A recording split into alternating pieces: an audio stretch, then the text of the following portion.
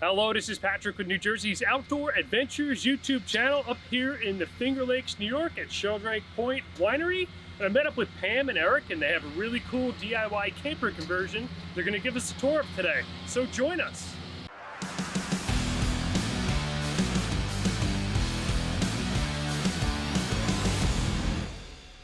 Hello and welcome to New Jersey Outdoor Adventures. Hi, I'm Pam. This is my 2019 Ford High Top Extended. We put Quigley 4x4 on, and Eric agreed to redo the finish, so we'd like to take you through. The reason why we converted the van was because I sold my house and I needed a place to live. I'm a big traveler. I love traveling. I love camping, but I wanted it to just be easier and affordable on top of it. So come on in, we'd like you to see our build. We'll start with the outdoor table. This was created by Eric. You just pull this leg out here. Screws in. This pulls out. And so we have this, anytime we want to cook outside, we have a Coleman grill that fits perfectly on here. And then we have all this area as prep area. We wanted the van to be as homey as possible, so our step is from Eric's stash of reclaimed wood in his workshop, and it looks like a step from any home, actually. One of the things we wanted was as wide open as possible, so we thought it was important to put these swivel seats in, and it just opens up the van. We can look from the outside, from sitting here, we can look out the side door. We have this lagoon table, which is nice, so for sitting here, we can eat, both of us can eat sitting here, or we can turn it this way, you can sit at the bench. You could have 4 people at one time sitting at the table for a meal. Down here is our Webasto heater that's hooked up to our gas tank. Keeps us plenty warm. We've camped in under 10-degree weather and it's been fine. This is our controller for the heater. It's very simple. It's just press and it's automatically set for 70 degrees. So it's well over 70 right now, but we're just gonna turn it off. It's very easy to use. It's insulated with Thinsulate, which is pretty much everywhere. It's under the roof. It's on all the walls. It's under the floor. It's under the floor, yeah. It's everywhere. And it keeps it very cozy in here in the winter. It also keeps it cooler in the summer. All right, and if you look over here, we added this shelf.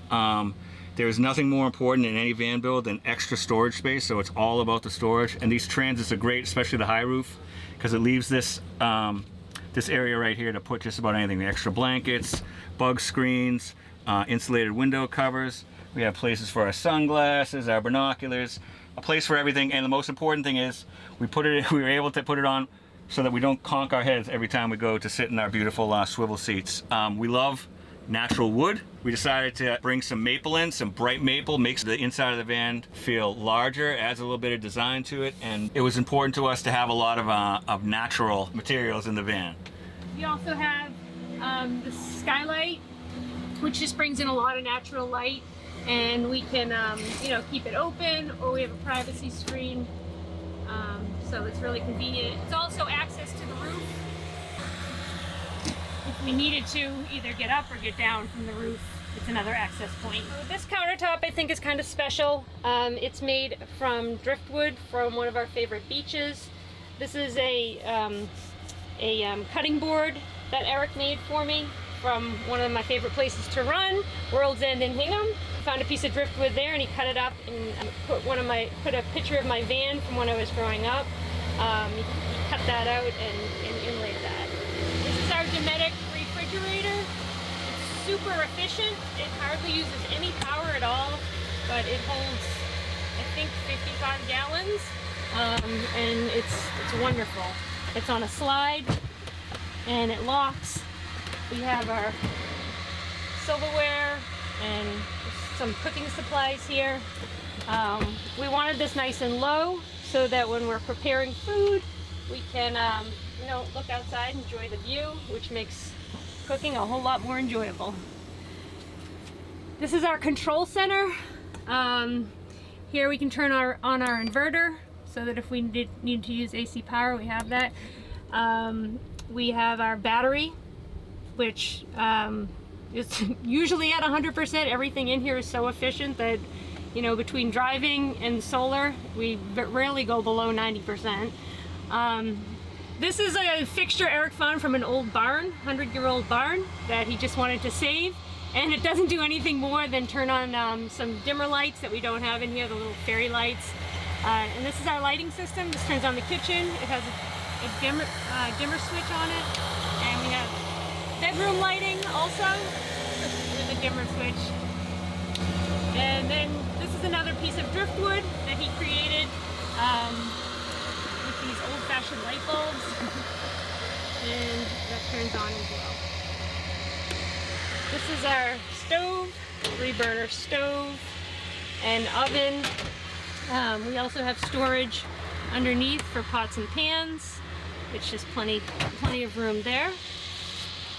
Here we have hot and cold running water in our sink that automatically turns on our our tankless water heater. He also created this so that we can keep our spices and our bathroom, our candles. I mean, really anything that we need on the go is right there, easy to find. Here we have USB ports that we can, you know, plug in computers, phones, any of our electronics, and that's easily accessible. We have this cabinet here for all our food, dry goods. This cabinet here for our laundry and our trash. Super convenient. And then here we keep our Naturehead toilet. It just lifts up, the doors open, and this has been great. There's no smell at all. This is just storage for clothing. This is also storage for clothing. And then this is eventually going to be a shower. It's in the works now, so that will fold up. This will fold down. It's already that thick with water. But eventually this will be a shower curtain that comes out and drops down. This will lift up, you'll step in there, and you know, hopefully can take a shower that doesn't get the whole van wet. But that's in the process. Okay, so I have children and Eric has a daughter, so we wanted to make more sleeping room if possible. So you can take these off.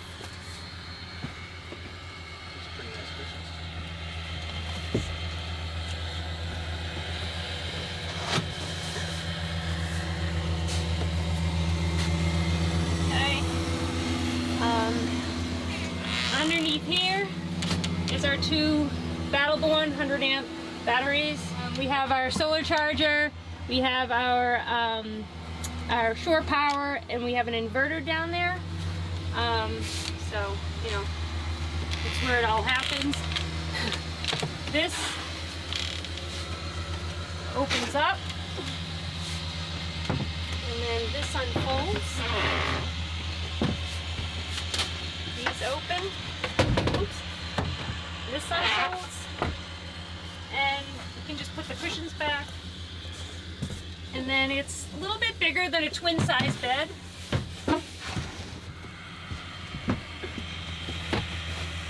We sent out for cushions. We were originally going to have them made by another vendor, and the expense and the lead time was so great that we decided to try it on our own. So we went down to Calico. Joann's Fabrics. Joann's Fabrics. We picked out some fabrics that we liked. We bought some foam, and we made them ourselves. It was a total DIY effort.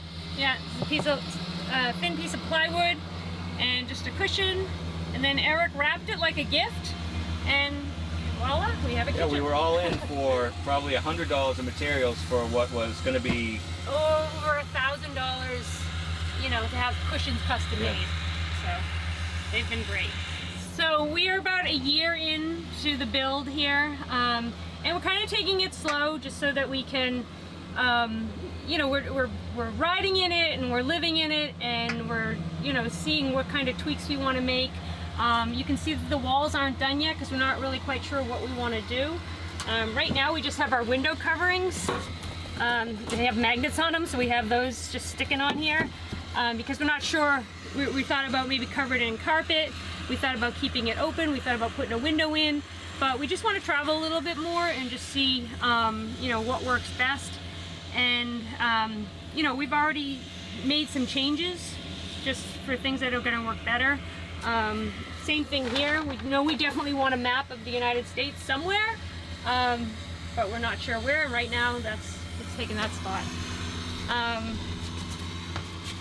There's access to under our garage where we keep our, you know, all the bikes and hiking poles and hiking equipment, off-road tools, and we have our 5-gallon gray water tank, and we have a 25-gallon water tank in there. We also have our tankless water heater, and it's just basically storage. This up here is our bed, which is beautiful. We can sleep with the doors wide open because we have bug screens, and it makes sleeping so much better. We also have a window back here. It's nice to sleep next to. Just put your head right next to the open air and feel like you're outside. So one of the decisions I had to make in buying it is that the Transit comes in 3 heights. It comes in low, medium, and high.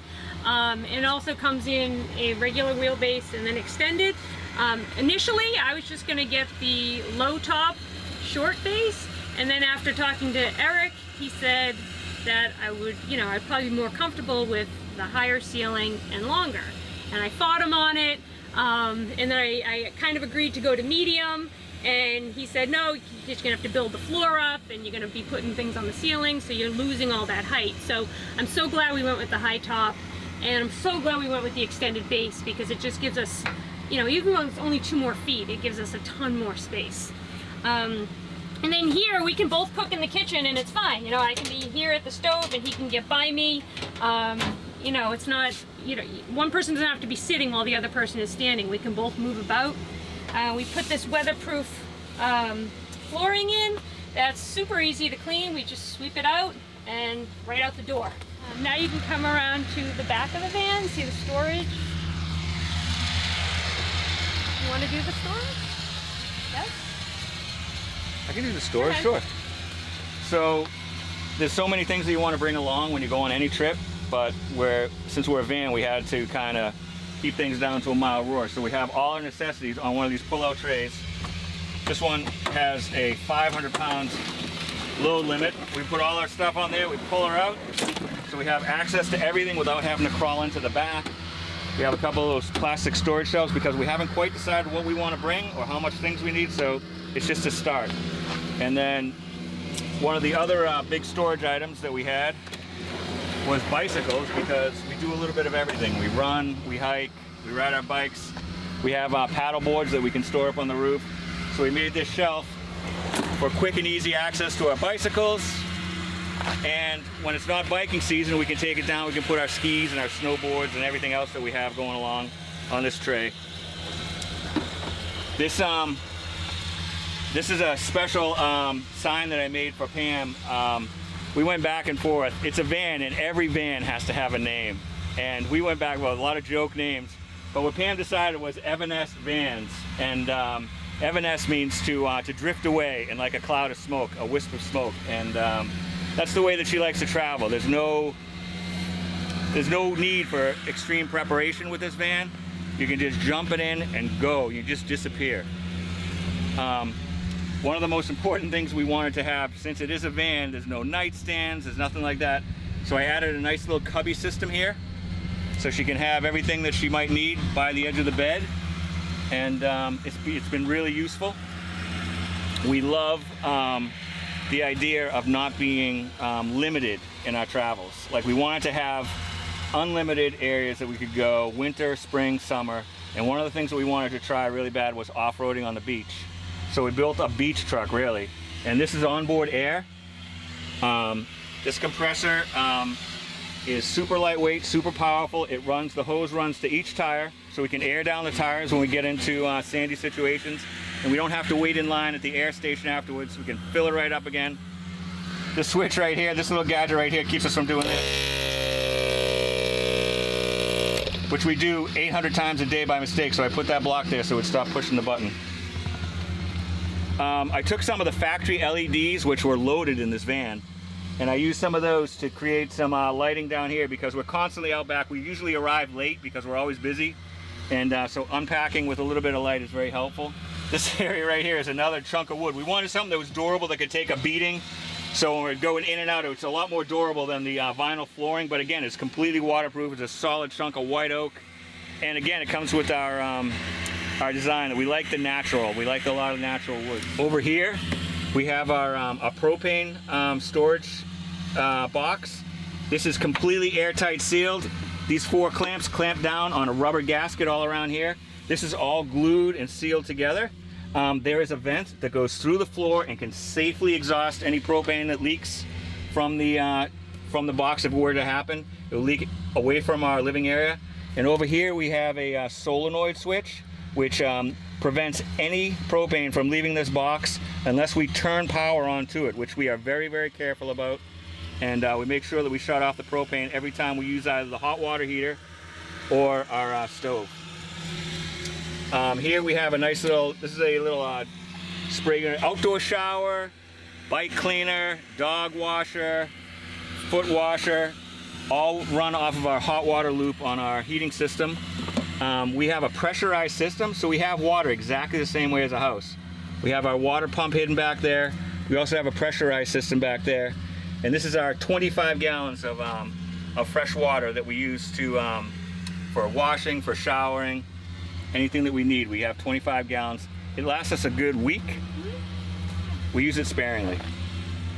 So we spend a lot of time at the beach, so we needed to have 2, not 1, 2 beach chairs. And we had to have them stored in a way where they would be out of the way but super easily accessible.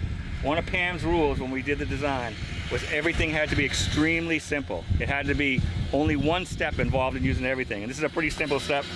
You lift it up and you put it on there. So we figured that covered all the bases. Over here, we have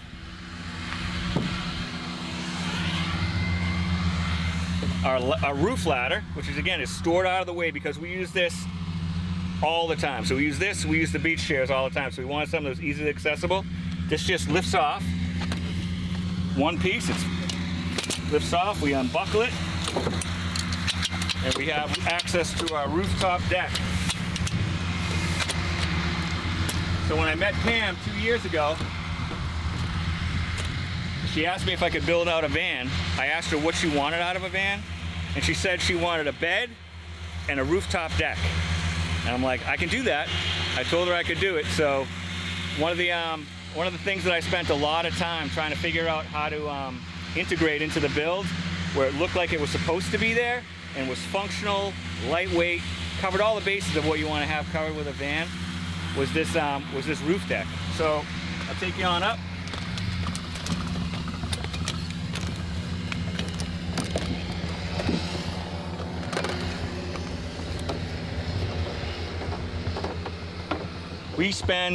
We spend a ton of time up here.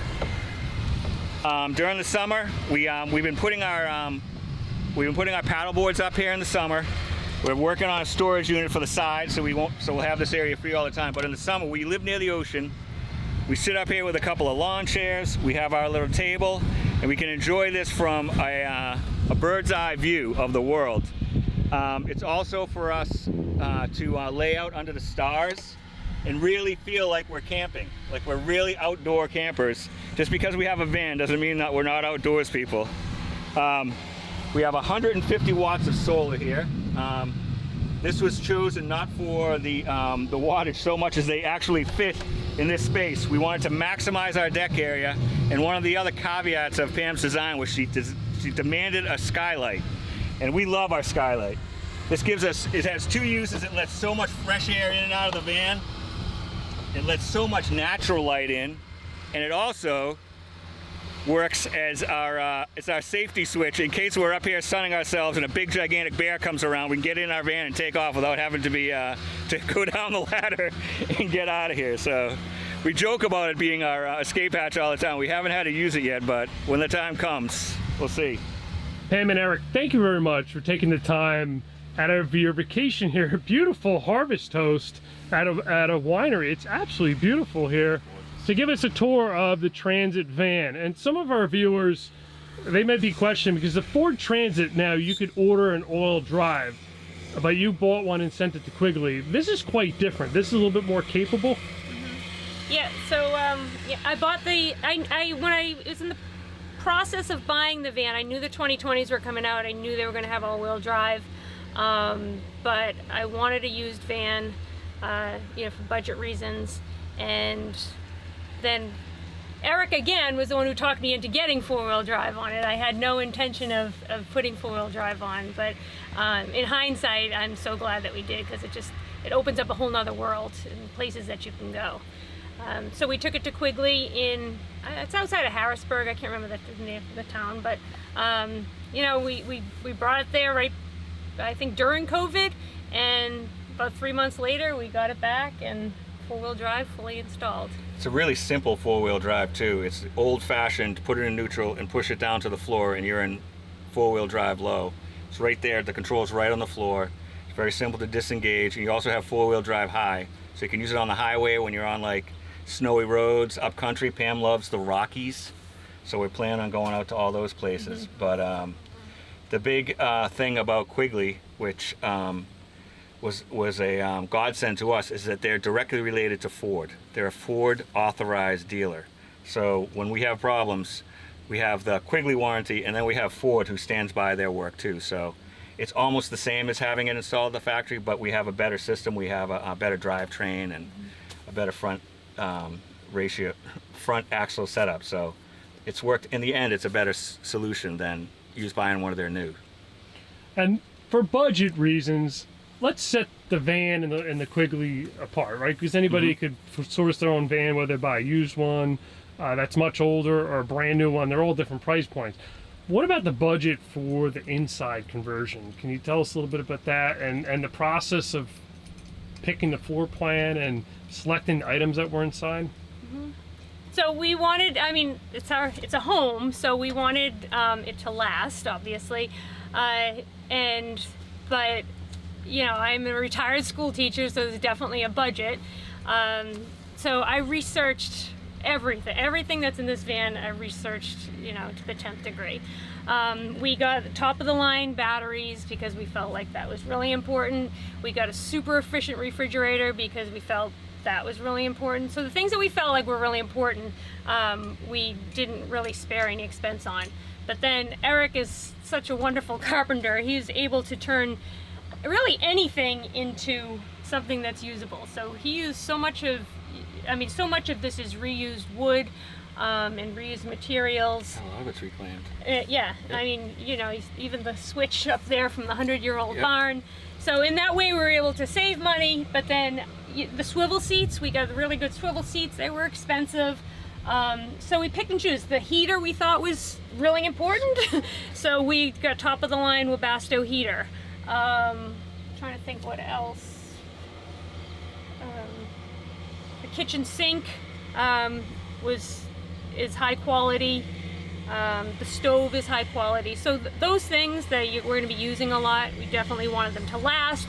You don't want that stuff to break down. So those kind of things we, you know, spent more money on, and then we kind of saved in other places. And I think the important thing to mention is that as long as it took me to build the van, to take all the parts that Pam went through and vetted on her own and purchased, she spent hundreds of hours more than I did actually building the van, doing all the research, ordering all the parts. We had the Amazon truck to our house every day for 2 months with electrical supplies, plumbing supplies, knobs, latches, hinges, all van specific stuff that you can't find at the local hardware store. And Pam did all of the ordering, all of the research, and I was the lucky one that just got to unbox everything and plug it into the space. So that's where the real work is. And that is, and I see that a lot in van builds. They spend 12 hours a day building a van, and then that night online researching and ordering parts for the next day.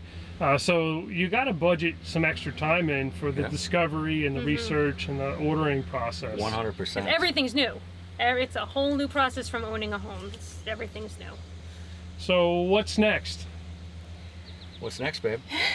Well, we're gonna finish. We're on a 2-week tour right now of the Finger Lake region. We're going over to Vermont, going through the White Mountains, and then we're gonna head over to Acadia in Maine, and then back down to Boston.